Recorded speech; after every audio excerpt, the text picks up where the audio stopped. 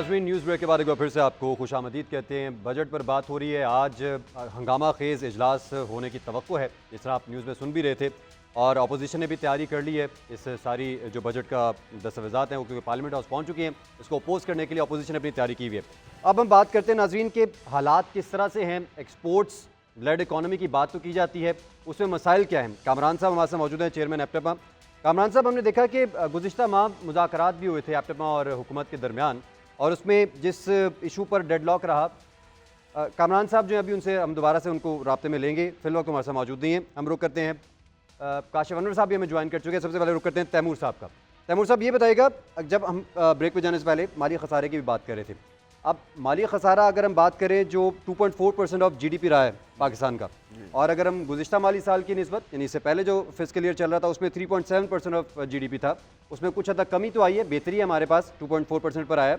लेकिन अगर इसका मवाजना करें आलमी जो मईशतें हैं उनके साथ, तो फिर पाकिस्तान कहाँ रैंक करता है और हमारे मसाइल क्या हैं? जी, सबसे पहले तो ये समझने की ज़रूरत है कि ये 9 महीने का फिस्कल डेफिसिट है। ठीक है, 12 महीने साल का ज़ाहिर है, नहीं पूरे है। साल का नहीं है। अगर इसको हम साल पे ले जाएं तो ये बन जाता है 5.5 टू 5.9 एस्टिमेटेड है कि साल का।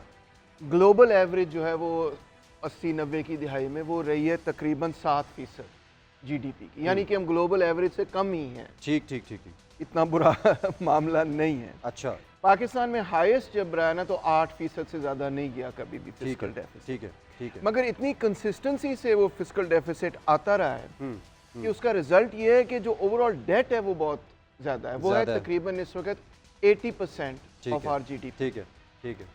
तो इसको देखने की जरूरत है। 60% उसमें से लोकल डेट्स को है, बाकी इंटरनेशनल डेट्स। और इंटरनेशनल डेट्स में जब हमने उनको पैसे देने होते हैं तो उसकी वजह से हमारी इकोनॉमिक सॉवरेनिटी कम हो जाती है। ठीक है, ठीक है। तो ये सारी सूरत हाल है, यानी उतनी बुरी सूरत हाल नहीं जिस तरह तैमूर साहब कह रहे थे। हमें ज्वाइन कर चुके हैं काशिफ अनवर साहब, साबिक sir Lahore chamber of commerce हैं। सर, आपको भी वेरी वार्म वेलकम। हमें ज्वाइन किया है डॉक्टर खालिद वली साहब ने, एनर्जी एक्सपर्ट हैं। हम इन तमाम मेहमानों को भी खुशामदीद कहते हैं। अजमल बलोच साहब हमारे साथ पहले से मौजूद हैं। सबसे पहले रुक करते हैं अब काशिफ अनवर साहब का। काशिफ साहब, अब गुफ्तगू चल रही है सर, हमने बात की किस तरह से ताजिर बरादरी को भी मुश्किलात का सामना रहा है, और जो ताजिर बरादरी है वो अपने तहफ़्फ़ुज़ात का इजहार करती रही है। तो इस सारी सूरत हाल पर आप क्या कहेंगे कि आने वाले बजट में हमारा जो कॉमर्स सेक्टर है, ई-कॉमर्स सेक्टर हो या नॉर्मल कॉमर्स सेक्टर हो, उसके लिए क्या सहूलियात देने जा रही है हुकूमत? देखिए, बात तो ये है कि अभी आपने ताजरों की भी बात की, और आप जब तक तमाम सेक्टर्स को लेके नहीं चलेंगे, ट्रेडर्स को, मैन्युफैक्चरिंग को, जी, अपने सर्विस सेक्टर को, तब तक हम अपने मामलात को नहीं संभाल सकते। और इन्हीं सेक्टर्स की वजह से हमारे यहाँ पर नौकरियाँ निकलनी हैं। आपका हर दूसरा पाकिस्तानी इस मुल्क से बाहर जाना चाहता है, या तो उसको नौकरी नहीं मिल रही है, या उसको फिर जितना उसने पढ़ा है उसके मुताबिक उसे नौकरी नहीं मिल रही। आपका जो मैन्युफैक्चरर्स हैं जो बाहर जा से हैं, वो इस मुल्क से बाहर जाना चाह रहे हैं, बल्कि बाहर जा चुके हैं। तो अब जो रह गए हैं, आपकी जो SME रह गई है, अगर आप उन्हीं पे सारे तजर्बात करते रहेंगे, और अगर आप उन्हीं को, आप ज़रूर डिजिटाइजेशन की तरफ जाएं, आप डिजिटलाइज भी ज़रूर करें, लेकिन आप अपनी ग्राउंड रियलिटीज़ को ज़रूर चेक कर लें कि क्या इन ग्राउंड रियलिटीज़ में हम ये सब कुछ फ़ौरन कर सकेंगे। और ये बहुत ज़रूरी है कि हमें ये पता ही नहीं होता, जो भी आपका इन्वेस्टर है, कि कल आपके साथ हो क्या जाना है। जब तक आप इस बात को डिटर्मिन नहीं करेंगे कि आपकी शॉर्ट टर्म, आपकी मीडियम टर्म, आपकी लॉन्ग टर्म पॉलिसीज़ क्या हैं, आप अगले 5 साल में क्या करने के लिए जा रहे हैं। या तो आप आज इन्वेस्टमेंट करते हैं, कल आपको पता नहीं होता। आप पहले जो Tier 1 के रिटेलर्स हैं, आप उनको लेकर आए, फिर आपने कहा जी कि हम आपके लिए सेल्स टैक्स के रेट को कम रखेंगे। उन्होंने कहा ठीक है, हम आ जाते हैं। फिर आपने उसका नॉर्मल सेल्स टैक्स कर दिया। अब मैं हर जगह पे ये कहता हूँ कि अगर आप ऐसे सेक्टर्स को अगर बीच में लाना चाहते हैं जो टैक्स नहीं दे रहे, पहली बात तो हमें इस बात को डिटरमिन करना होगा कि वो क्यों टैक्स नेट के अंदर नहीं आते। क्योंकि मैं उसका जो जवाब समझता हूँ कि जब वो कॉर्पोरेट सेक्टर का हाल देखते हैं कि तमाम प्रॉब्लम्स, वकील के बगैर वो चल नहीं सकते, सेल्स टैक्स की रिटर्न आप एडवाइजर के बगैर दे नहीं सकते, इनकम टैक्स की रिटर्न कोई इंडिविजुअल अपनी इनकम टैक्स की रिटर्न खुद नहीं सबमिट कर सकता, और अगर वो कर भी देता है तो कोई ना कोई उससे गलती हो जाती है और फिर उसे नोटिस आ जाता है। और मैं एक बात यहाँ पर ये करूँगा, अगर हम ये कहते हैं हम बार बार यही कहते हैं कि जनाब सर्विस सेक्टर जो है आपका वो सबसे ज्यादा विद होल्डिंग देता है, हम इस बात को मानते हैं। मैं सवाल सिर्फ उस पर ये करता हूँ कि जब सर्विस सेक्टर सबसे ज्यादा टैक्स देता है, आप उसको बेनिफिट क्या देते हैं? क्या आप उसको डिफरेंशिएट करते हैं उसके साथ जो टैक्स नहीं देता?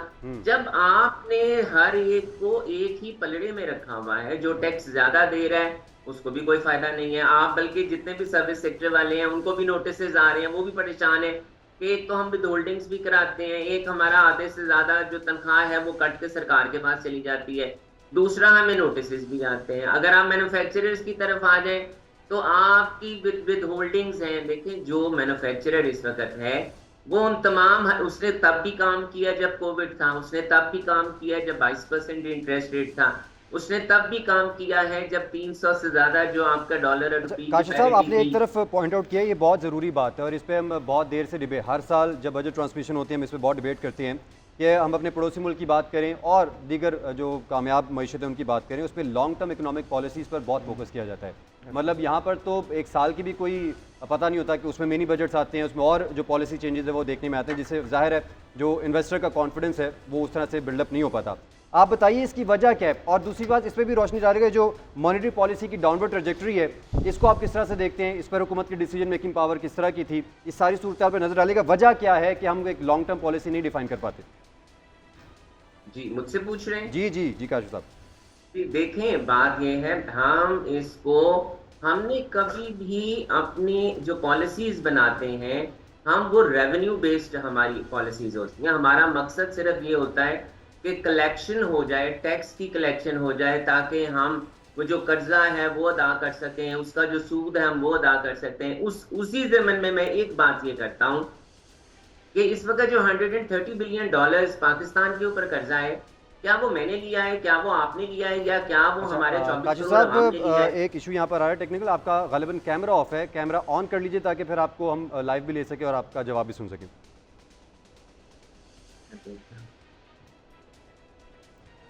मीनवाइल काशिफ साहब करते हैं तो हमें डॉक्टर कैस असलम साहब भी, माहिर मेशर साहब हैं, वो ज्वाइन कर चुके हैं, आपके तरफ दोबारा आएंगे। जी अपना जवाब कंटिन्यू कीजिएगा काशिफ साहब। जी देखें, बात यह है कि क्या जो $130 बिलियन का जो कर्जा है, क्या वो आपने लिया है, क्या मैंने लिया है? अगर पहले लिया गया है तो वो कहाँ पर लगाए? क्या वो इंडस्ट्री पे लगाए? क्या उस पे डैम्स बने हैं? क्या आपने सोलर पार्क्स बनाए हैं? आपने क्या इंफ्रास्ट्रक्चर बनाया है? आपने क्या बनाया है? वो कहाँ गया है पैसा? और देखें, कर्ज लेना बुरी बात नहीं होती, इंडस्ट्री भी कर्ज लेती है अपने आप को ग्रो करने के लिए, लेकिन जब वो कर्ज लेती है तो वो उसी में से जनरेट इनकम करके उस कर्जे में से सूद की रकम देती है या इंटरेस्ट की पेमेंट करती है। हमारे ऊपर जो इतना बड़ा कर्जा आ गया है, हम क्यों हमारा ये इतना बड़ा कर्जा आ गया और कोई इस पे सवाल क्यों नहीं करता? दूसरी बात, हम हमेशा ये बात करते हैं कि हमने अपनी इनकम इतनी बढ़ानी है, हमारा अगला टारगेट ये होगा कि हमने इतनी रेवेन्यू की कलेक्शन करनी है। क्या हमने इस बात का फैसला भी किया है कि हमने अपने एक्सपेंडिचर्स को कम करना है? क्या हम हर बजट में ये तो कह देते हैं, हर आए दूसरे रोज हम ये तो कह देते हैं कि हमने एसओईज को प्राइवेटाइज करना है? तो जो एसओईज प्राइवेटाइज नहीं हो रही और वो हमारी किटी में से उस पैसे को भी लेके जा रहे हैं जो एक आम आदमी की सेहत, तालीम, सिक्योरिटी, साफ पानी के ऊपर से वो यानी पैसा खर्च काशिफ साहब समझते हैं कि बहुत सारे पॉलिसी मैटर्स हैं जो कि रिव्यू होने के काबिल हैं और उनको रिव्यू करना चाहिए। डॉक्टर कैस असलम साहब हमारे साथ स्टूडियो में तशरीफ़ रखते हैं। सर आपको बहुत खुशामदीद कहते हैं। अच्छा कैस साहब कहिएगा, इससे पहले हम ये गुफ्तगू कर रहे थे, हम अपने फेडरल रिजर्व की बात करते हैं, हमारा बहुत ज़्यादा जो रिलायबिलिटी है वो हमारे फॉरेन जो रेमिटेंसेज हैं उस पर हम डिपेंड करते हैं, प्लस हमारी जो आईटी एक्सपोर्ट्स हैं उस पर डिपेंड करते हैं। लेकिन अगर हम अपने फेडरल रिजर्व्स में टैक्स रेवेन्यू की बात करें और हुकूमती कमाई की बात करें, उसमें ज़्यादा वो उसका दारोमदार नहीं है, उसका इतना शेयर नहीं है हमारे फेडरल रिजर्व्स में। इसमें ज़रा रोशनी डालिएगा, इसकी वजूहत क्या हैं? शुक्रिया जी। बात तो हमारे दोस्तों ने पहले कर ही दी है, सारे जो इश्यूज़ हैं। देखें, मेरा ये ख्याल है कि सब्सिक्वेंट गवर्नमेंट्स ने कोई इकोनॉमिक पॉलिसी उस तरीके से बनाई ही नहीं है कि हमने इस मुल्क से, सवाल बड़े इंटरेस्टिंग हैं। पहली बात तो यह है कि क्या हमारी पॉलिसी जो है एम्प्लॉयमेंट जनरेट करने पे है और वो इंडस्ट्री से होना है। जी। क्या इंडस्ट्री जो है उसने डॉलर कमाना है तो वो फिर एक्सपोर्टेबल इंडस्ट्री होनी चाहिए। अब ये जो बात आपने की कि फॉरेन रिजर्व जो जी। हैं वो या कर्जे से बढ़ते हैं जी। या पाकिस्तानी जो बाहर गए जी, हुए हैं, जी, जी। उसमें भी आपकी जो यूथ है जो एक बहुत बड़ा बल्ज है, उसको हमने इंटरनेशनल लेवल पे ट्रेन करके सर्टिफिकेशन दी नहीं है कि वो जाके और दुनिया में गल्फ़ में पैसे कमा के डॉलर कमा के अपनी फैमिलीज़ को भेजे और आपका रिजर्व बढ़ जाएं। ये रिजर्व भी हमारे जब आपने कर्जा की किस्त वापस करनी होती है तो वो नीचे चले जाते हैं, बिल्कुल। और वो 9 बिलियन तक चले जाते हैं, और जब वो ट्रेंचेज आती हैं कर्ज़ों की तो वो 14-15 बिलियन पे चले जाते हैं, तो वो 30 बिलियन किधर जाता है जी। जो पाकिस्तानी भेज रहे हैं हर जी, साल। जी। कुछ कभी 28 भी हुआ है, कभी 32 भी हुआ है। जी। तो इन अ वे मेरा ये ख्याल है कि हमने वो जो काशिफ साहब ने भी कहा है कि रेवेन्यू ओरिएंटेड के अलावा हमने कोई पॉलिसी नहीं बनाई, हमने किसी को प्रोटेक्ट नहीं किया। एग्रीकल्चरिस्ट को टैक्स एवेजन इसलिए कराई कि वो असेंबलियों में बैठे हैं, हालांकि एक ही सवाल था कि जी इनकम टैक्स लगा दो या वेल्थ टैक्स लगा दो, तो आप वहाँ से पैसे ले लेते जहाँ से वो छुपे हुए हैं वो पैसे। आपने कभी वेल्थ टैक्स नहीं लगाया। अभी रिपोर्ट जो आई है वर्ल्ड बैंक की कि जी आपकी पॉवर्टी बड़ी है इसलिए क्योंकि सेल्स टैक्स लगाया हुआ है आपने। जी। तो वो जो रिजर्व्स की बात है, तो रिजर्व तो आप सिर्फ इतना ही देखते हैं कि, और उसमें भी शायद 5 बिलियन सऊदी अरब का है, कुछ यूए का होगा, कुछ चाइना का होगा, तो आपके अपने रिजर्व्स किधर गए? वो 1-2 बिलियन के हैं। तो जो मुल्क इतना बड़ा मुल्क जो 5th लार्जेस्ट पॉपुलेशन भी है, 34th लार्जेस्ट टेरिटरी भी है, नेचुरल रिसोर्सेज भी हैं, कहते हैं कि सोना भी है और जेवरात भी हैं और ज़मीन भी सोना उगलती है। बिल्कुल। आप अब मजबूर हो गए हैं कि फूड सिक्योरिटी भी नहीं है आपके पास। तो पॉलिसी क्या है आपका? ना एम्प्लॉयमेंट जनरेशन है, ना रिसर्च एंड डेवलपमेंट के ऊपर कोई पैसा खर्च कर रहे हैं। वो एजुकेशन पे तो अब हम बिल्कुल ही घुटने टेक चुके हुए हैं। साफ पानी भी नहीं है, कोई रिजर्व अब भी पानी का अपने मंगला के बाद बनाया ही नहीं है, कुछ शुरू किए हुए हैं तो इतने सालों में ख़त्म ही नहीं हो रहा है। तो इन अ वे मेरा नहीं ख्याल कि वो जो प्रॉफिट को बढ़ाने की पॉलिसी, आपने आईटी की बात की तो मैं बड़ा हैरान हुआ हूँ क्योंकि वो लाखों में है, वो मिलियंस में है, वो बिलियंस में नहीं है आपकी आईटी। आप आईटी के ऊपर टैक्स भी लगाते हैं, ये भी कहते हैं कि, और वो फॉरेन टेक्नोलॉजी से आनी है। आप अगर ये इंटरनेट आपको मुफ्त ना मिला हो, अगर आपको ये जो गूगल और वो जो भी हैं वो मुफ्त ना मिले हों, तो मैं देखता हूँ कहाँ जाती है आपकी ये वाली सेक्टर। तो जब आप डिपेंड फॉरेन उस पर कर रहे हैं तो आप बड़ी सीरियसली, बड़ा इंटरेस्टिंग है ना कि जो मुल्क उस लेवल पे अपनी एयरफोर्स और अपनी उस टेक्नोलॉजी को कर सकता है कि हिंदुस्तान हवाई जहाज उड़ाए तो हम उसको उड़ा दें, और यहाँ ना सुई बना सके, ना आईटी के ऊपर इन्वेस्टमेंट कर सके, ना इंडस्ट्री को इजाज़त दे के। तो मेरा ये ख्याल है कि इतनी बड़ी 7 गवर्नमेंट्स जो हमने रखी हुई हैं, दे आर दी प्रॉब्लम। जब तक आप उनको नीचे नहीं लाएंगे, आपको ये टैक्स रिजीम को भी आप ठीक नहीं कर सकते, आप अपना डेफिसिट भी ठीक नहीं कर सकते। और वो जो आप रिजर्व्स की बात कर रहे हैं, तो आपका जो जब आप इंपोर्ट करें मशीनें, इंपोर्ट करें फूड, इंपोर्ट करें रॉ मटेरियल्स और ऐसे लग्जरी आइटम्स और पता नहीं क्या क्या, तो फिर शुक्र करें थोड़ा सा रिजर्व बचा हुआ है, बिल्कुल डेफिसिट तो बढ़ जाएगा, जाहिर है। और इंपोर्ट्स को जो है, हालांकि कोशिश की हुकूमत ने ऐसी इंपोर्ट्स कंट्रोल पॉलिसी को डाइवर्सिफाई किए, आप उन चीज़ों को बनाएं जो चाइना या अमेरिका या कोई और मुल्क नहीं बनाता, और आप बना के उनको अपने एक्सपोर्ट्स को क्वालिटी वाइज इंप्रूव करें ताकि कोई हमारे रिजर्व अपने रिजर्व को। आपका पॉइंट आ गया डॉक्टर साहब। हमारे साथ डॉक्टर खालिद वलीद साहब भी हमें ज्वाइन कर चुके हैं और एनर्जी एक्सपर्ट हैं। खालिद साहब, हमने बात की थी इस सारी गुफ्तगू में सोलर पैनल्स पर भी अब इजाफी टैक्सेशन होने जा रही है।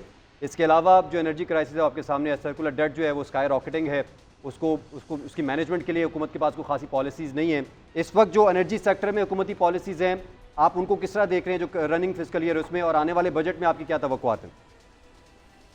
जी, बहुत शुक्रिया। जो एनर्जी सेक्टर है पाकिस्तान का, ख़ासकर का आपका जो पावर सेक्टर है, उसके मसाइल जो है वो बड़े कॉम्प्लेक्स हैं। वो 1 या 2 सालों में ठीक नहीं हो सकते। अच्छा। उसके लिए कांस्टेंट पॉलिसी मेकिंग चाहिए और इंटीग्रेटेड पॉलिसी मेकिंग चाहिए। जैसे डॉक्टर कैस साहब कह रहे थे कि इंटीग्रेटेड प्लानिंग का फुकदान है आपकी एनर्जी सेक्टर में, पावर सेक्टर में भी यही प्लानिंग का फुकदान है। ख़ास तौर पे जब आप एनर्जी और इकोनॉमी के लिंकेज की बात करते हैं, आपका जो एनर्जी सेक्टर है इस टाइम पे जो मेजर कंजम्पशन सेक्टर है वो आपका रेजिडेंशियल कंज्यूमर्स है, इंडस्ट्रियल कंज्यूमर्स जो है वो कम होते जा रहे हैं, उनका शेयर इलेक्ट्रिसिटी कंजम्पशन में कम होता जा रहा है। तो ये बजट भी जो जो मेरी राय है उसमें इस बजट को इस तरह से एनर्जी और इकोनॉमी को जोड़ना होगा कि आपका जो इंडस्ट्रियल लोड है इलेक्ट्रिसिटी का वो इंक्रीज हो, खास करके सब्सिडीज को रैशनलाइज किया जाए और इस तरह से रैशनलाइज किया जाए कि उनका इकोनॉमिक बर्डन कम से कम हो।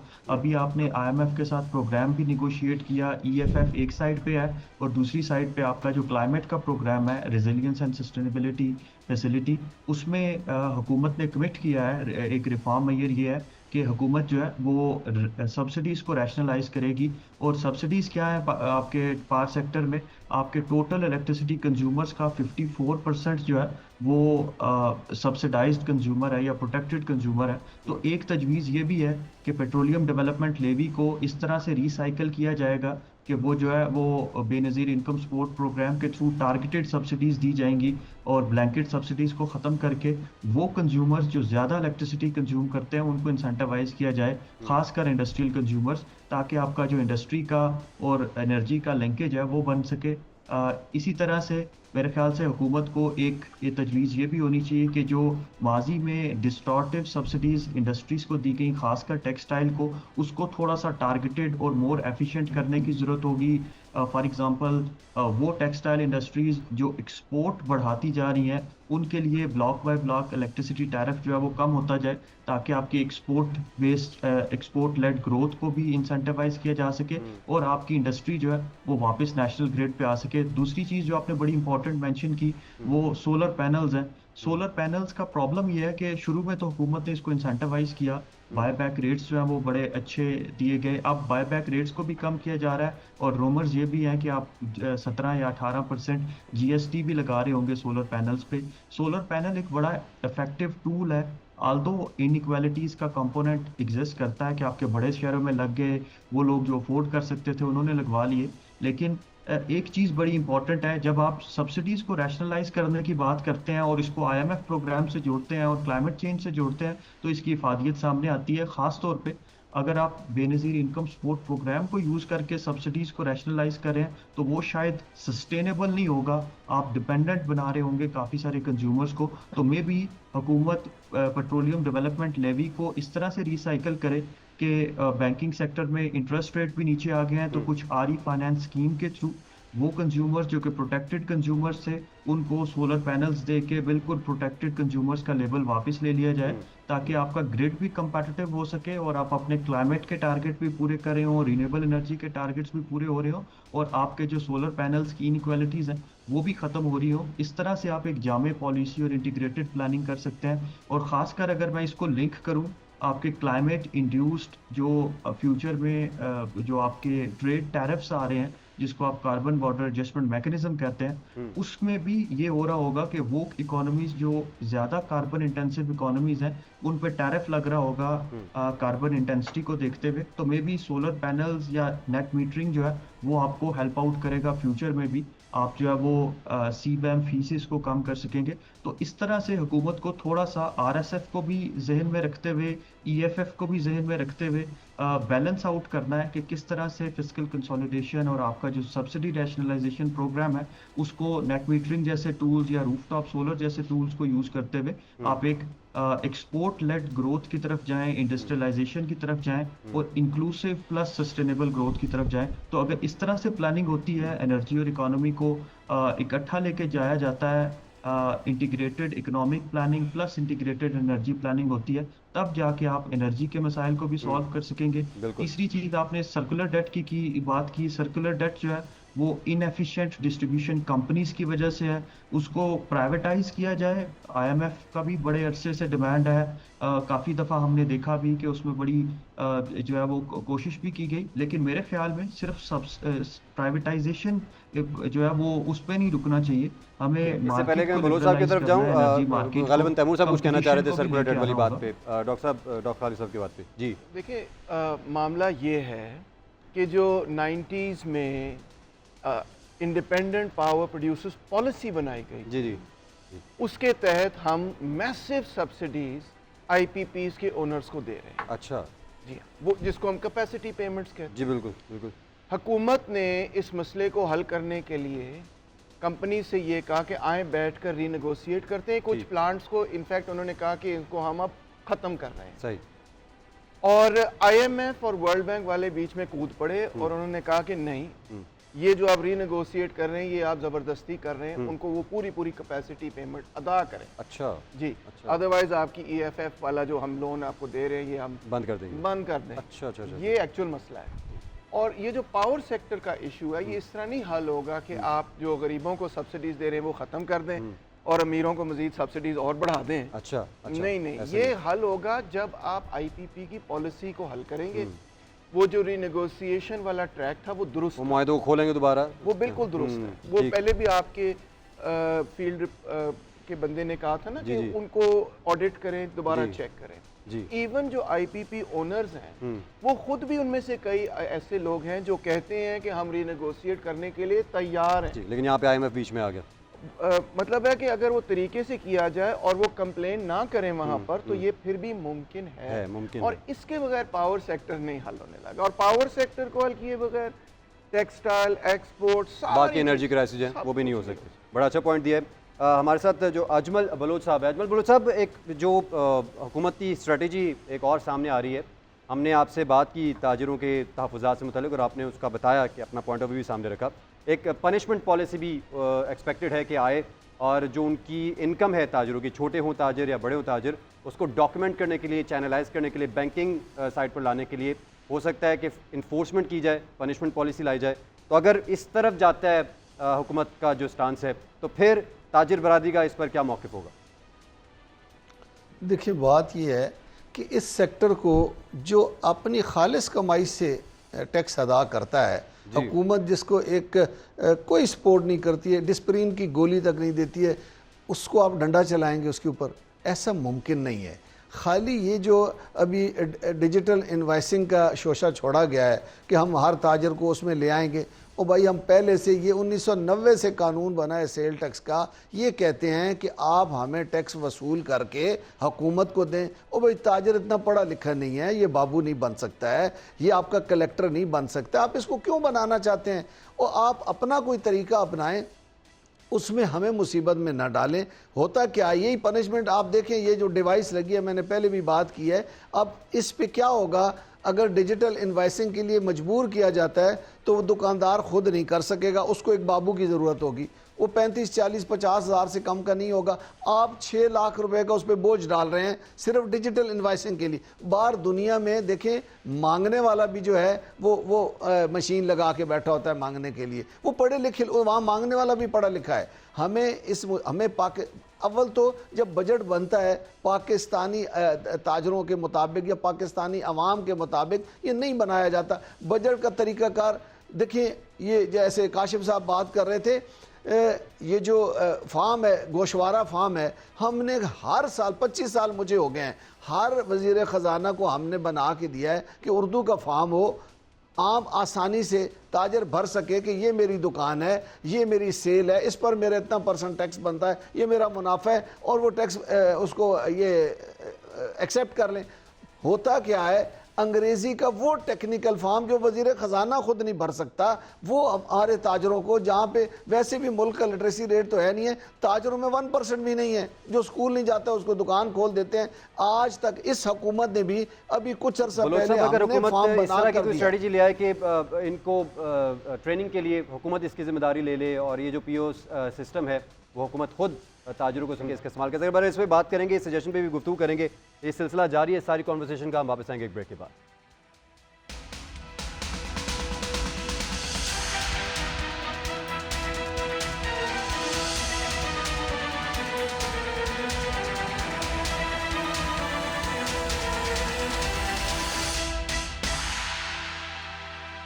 नाज़रीन, बजट ट्रांसमिशन में एक बार फिर से आपको खुशामदीद कहते हैं। गुफ्तगू का सिलसिला जारी है। अब रुख करेंगे काशिफ अनवर साहब का। काशिफ साहब, ये फैसला किया गया है इस हुकूमत की जानिब से, ये तजवीज़ सामने आ रही है कि ये जो हमारी डिजिटल इकॉनमी है इसको भी टैक्स किया जाएगा, और इस पर अगर हम बात करें जो पाशा एक तंजीम है उसकी जानिब से भी इसको कंडेम किया गया है और इस पर तहफ़्फ़ुज़ात का इज़हार किया जा रहा है। आप इस इक़दाम को किस तरह से देखते हैं? क्या हमारे जो यूट्यूबर्स या फ्रीलांसर्स हैं इनको टैक्स नेट में लाने से कोई खासा सपोर्ट मिल सकता है इकॉनमी को, या इक़दाम उठाना चाहिए इस तरह का?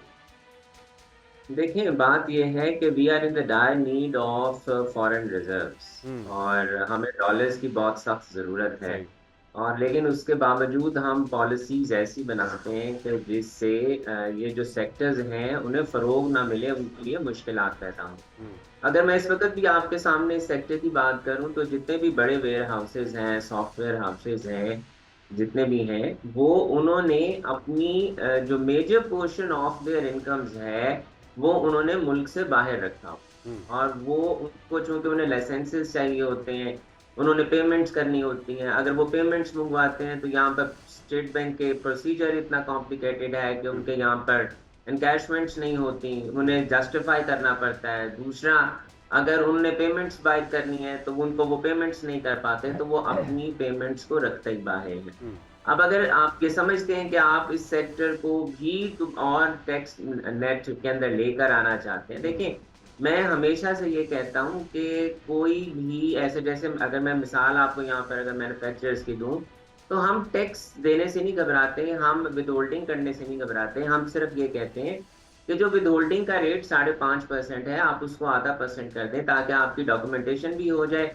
आप उसको एक सोर्स ऑफ रेवेन्यू कलेक्शन ना करें, आप उसको सोर्स ऑफ डॉक्यूमेंटेशन करें। अब अगर हम वापस इसी सेक्टर पे आ जाएं, अगर हम इन लोगों के ऊपर देखें, इसको तो हमने ग्रो करना है। हम ये कह रहे हैं कि अभी इसने पिछले साल में $2.5 बिलियन के करीब इन्होंने रेवेन्यू इकट्ठा करके हमें दिया है। ये इस हमारी किटी में लेकर आए हैं, और इसमें बहुत पोटेंशियल है कि ये 4 से 5 बिलियन ये सेक्टर ला सकता है।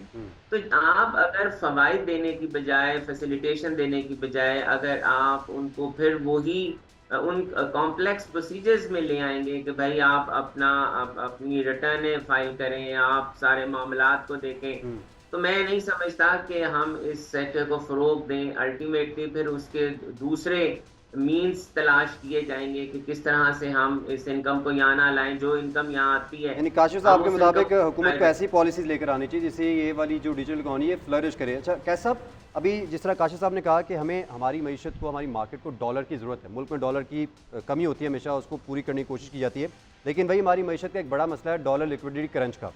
इस मसले को हल करने के लिए बहुत सारी पॉलिसीज़ हुकूमत पहले भी लेके आती रही है, लेकिन मसला वहीं का वहीं रहता है, डॉलर शॉर्ट रहते हैं, जिसकी वजह से इंपोर्टर्स को मसले होते हैं, कई बार एक्सपोर्टर्स को मसले होते हैं। इस लिक्विडिटी क्रंच का क्या किया जाए डॉक्टर साहब? देखें, वो डॉलर हमने कमाना भी है और डॉलर हमने बचाना भी है। हमें इंपोर्ट सब्स्टिट्यूशन भी उतनी ही इम्पोर्टेंट है जितनी हमें एक्सपोर्ट इम्पोर्टेंट है, और डिवर्सिफाई करने में। अब डॉलर जो है आप छापते तो नहीं हैं, आप या कर्जा लेते हैं, और वो कर्जा वापस करने के लिए लेते हैं। मेरा ख्याल है कि वो तो शायद कागज़ों में ही ऊपर नीचे हो जाता होगा। यहाँ एक ख़ास तबका भी है जो डॉलर ख़रीद के अपने घरों में रख रहा है। अच्छा। तो उसकी वजह से भी अब आपने रेगुलेट किया इनको, ये जो थे करेंसी मार्केट को, जी एक बड़ी इंटरेस्टिंग डी, मैंने आज तक नहीं सुना कि उन पे टैक्स लगा है या नहीं लगा इन दी कॉन्टेक्स्ट। आपने जो डॉलर क्रंच की बात की है, बैंकों ने भी रिज़र्व रखे हुए, और अगर आपको याद हो कि जब ये मैंने बात की कि पिछली एक आध हुकूमत में डॉलर का सारा मामला आया तो बैंकों ने भी अपने तिजोरियाँ भरी इन दैट कॉन्टेक्स्ट। जी बात ये है कि जी जब तक आप जो प्राइवेट सेक्टर है, जो आपकी इंडस्ट्री है, जो आपके मिडिल लेवल के एंटरप्रेन्योर्स हैं, वो आईटी में हों या वो किसी और जगह हों, जब तक आप उनको नहीं सिखाएंगे कि वो कहाँ कहाँ जाके अपना माल बेच सकते हैं और डॉलर कमा सकते हैं। और डॉलर, मेरा हमेशा से ये ख्याल रहा है कि आपको 5-10 रुपए मार्केट रेट से ज़्यादा दें पाकिस्तानियों को, जी। कि जो भी इस मुल्क में डॉलर ला रहा है जी। वो मार्केट रेट से 10-12 रुपए उसको और मिलेंगे, ताकि वो ऑफिशियल रेट पे लेके आए, हाँ जी। ताकि वो बाहर के बैंकों में ना रखे। आपको डर, जिसना काजी साहब ने कहा कि बहुत सारा पैसा तो वो टेक्सटाइल हो या वो आईटी वाले हों, वो बाहर रखते हैं, क्योंकि यहाँ पता ही नहीं है कब आपको फ्रीज हो जाएंगे डॉलर अकाउंट सर। जी। तो जब तक आप एक कैपिटलिज्म की जो पॉलिसीज़ हैं उनको इम्प्लीमेंट नहीं करते, फ्री मार्केट को इम्प्लीमेंट नहीं करते, गवर्नमेंट का हाथ कम नहीं करते, आपको ये सारे मुश्किलातें रहेंगी। सिंपली स्पीकिंग इजाज़त दें कि अगर आपको याद हो कि जुल्फ़िकार अली भुट्टो ने बांग्लादेश के बाद इजाज़त दे दी थी कि प्याज भी बेच लो, लहसुन भी बेच लो, और पहली दफ़ा पाकिस्तान का बैलेंस ऑफ पेमेंट सरप्लस पे गया था। जी जी।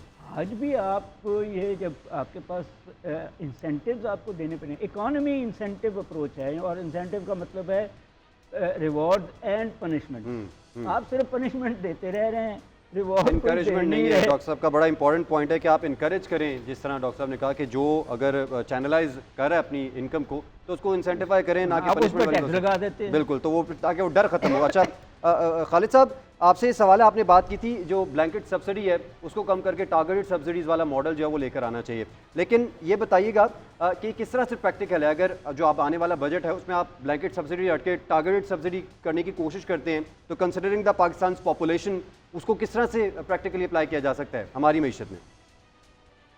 जी बिल्कुल।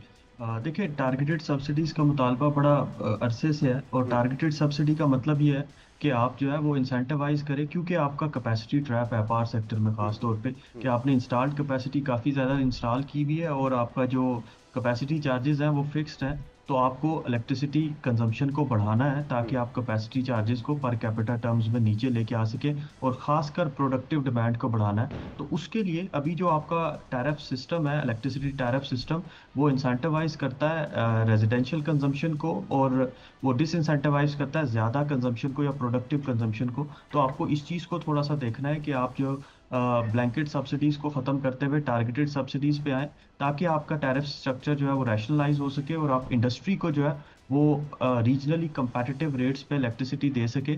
अभी प्रॉब्लम ये है कि पाकिस्तान का जो एक इनपुट है इलेक्ट्रिसिटी की मद में, वो रीजनली कंपैटिटिव नहीं है। अगर आप अपने पीयर कंट्री से कंपेयर करें, वियतनाम, बांग्लादेश से, तो इंडस्ट्री की जो इलेक्ट्रिसिटी कॉस्ट है वो ज़्यादा है। तो आपको उसको कम करना है ताकि आप अगेन इकोनॉमी और एनर्जी का जो नेक्सस है उसको बढ़ा सके। और दूसरी चीज़, आपको ये जो आपकी आने वाली जो डिजिटल रेवोल्यूशन है इसको भी केटर करना है। फॉर एग्जांपल क्रिप्टो की बात शायद थोड़ी ज़्यादा फ्यूचरिस्टिक हो सकती है। पाकिस्तान जिस चीज़ में इन्वेस्ट कर सकता है राइट नाउ वो आपके डाटा सेंटर्स हैं।